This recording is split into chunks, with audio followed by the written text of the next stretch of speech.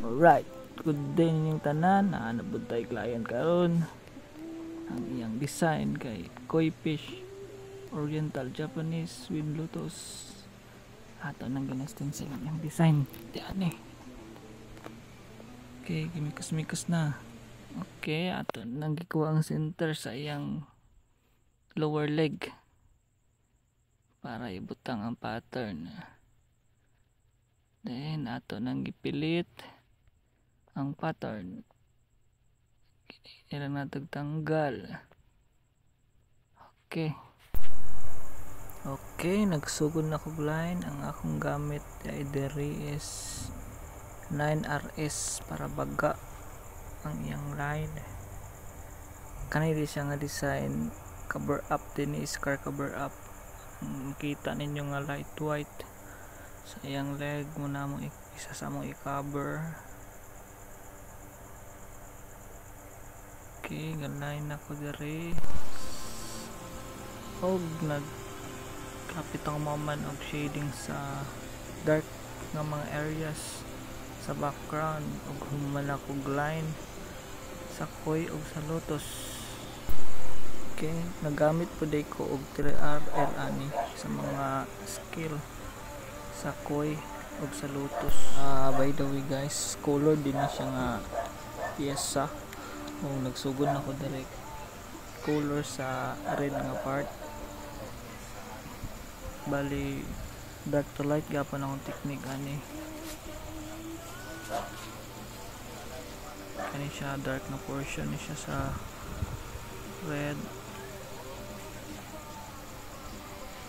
Okay, kung gamit ya kay 9RS lang gihapon para masudlan ako mga gagmay nga detail.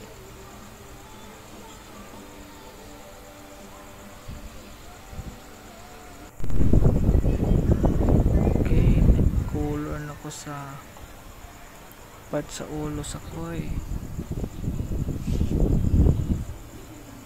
Og dani mag-start ako sa lotus. Human ako sa mga color sa koi.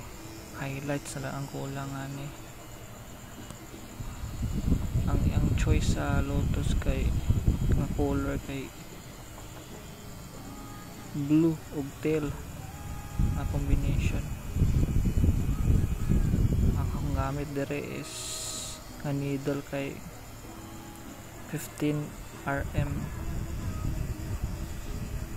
para baga luag ang iyang area maigo.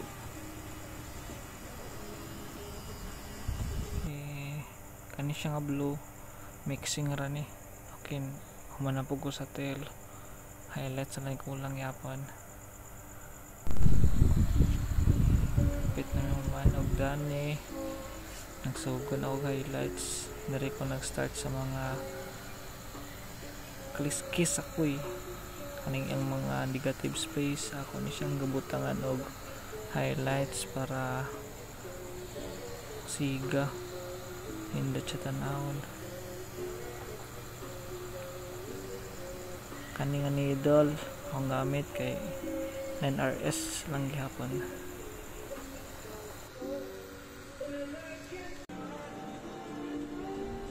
Ako na siyang ginahinluan.